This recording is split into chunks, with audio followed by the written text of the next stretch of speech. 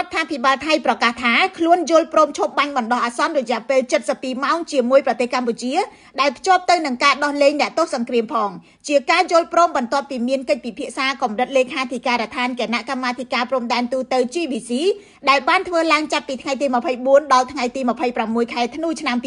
2025យោងតាមកាសែតខៅសូតនិង Thai Inquirer នាយករដ្ឋមន្ត្រីថៃផ្ទះលោកអនុទានឆានវីរៈគុលនិយាយថាបទឈប់បាញ់នេះគ្រាន់តែជាការសាកល្បងរវាងភាគីទាំងពីរតែប៉ុណ្ណោះហើយនឹងត្រូវចាត់ទុកជាមោឃៈភ្លាមប្រសិនបើមានផ្ទុះអាវុធនៅក្នុងអំឡុងពេល72ម៉ោងគិតចាប់តាំងពីយប់ថ្ងៃទី27ខែធ្នូលោកអនុទានបានបន្ថែមថាប្រសិនបើ72ម៉ោងគ្មានផ្ទុះអាវុធភាគីទាំងពីរអាចបន្តអនុវត្តសេចក្តីប្រកាសរួមទីក្រុងកូឡាឡាំពួរនៅខាងកម្ពុជាក្រសួងការពារជាតិនិយាយថាកម្ពុជានិងថៃសម្រេចឯកភាពគ្នាលើខ្លឹមសារនៃសេចក្តីព្រៀងសេចក្តីប្រកាសរួមកិច្ចប្រជុំពិសេសលើកទី3នៃ GBC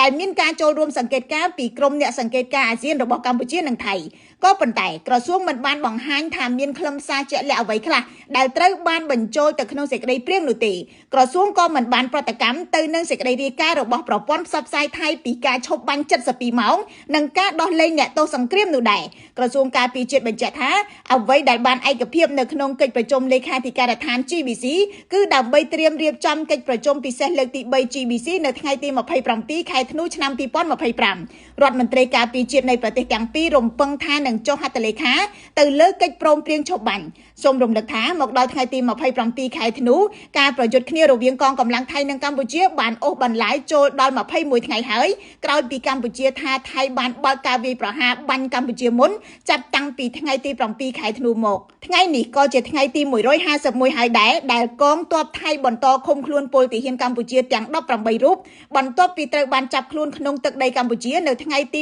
29ខែកក្កដាឆ្នាំ2025ភ្លាមក្រោយមានបទឈប់បាញ់ខ្ញុំរស់សុធាពី News Today NTTV One refreshing destination. Gansberg Water.